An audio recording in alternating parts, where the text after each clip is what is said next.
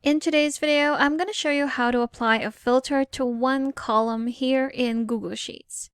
So if you're planning to just filter one column in your spreadsheet or on your data, and you don't want that filter applied to any other column, here's how you can do it.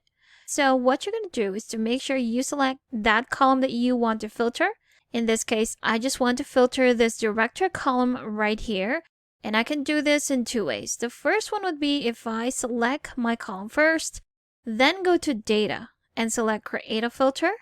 You'll see that that filter is only applied to this column right here. So it's not going to be applied to the rest of my data since, again, I selected that column first. So now I can go ahead and filter my data.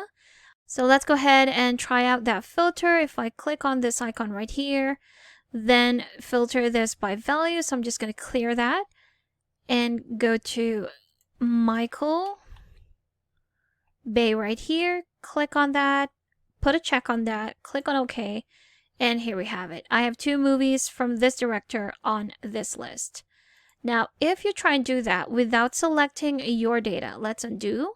If we do the same thing, but we don't select any column, any specific column before going to data. So if I don't select a column right here and go to data, select Create a Filter, it will apply filter to all of my columns. So again, if you don't want to do that, make sure to select that column first. Or you can do this second method. Go to the drop down to that column, which you will see at the top right corner of each of those columns. There's a drop down. If you click on it, here are your options, and one of them would be Create a Filter. If you click on it, there you have it. You have applied a filter to this specific column and no other column. And there you have it.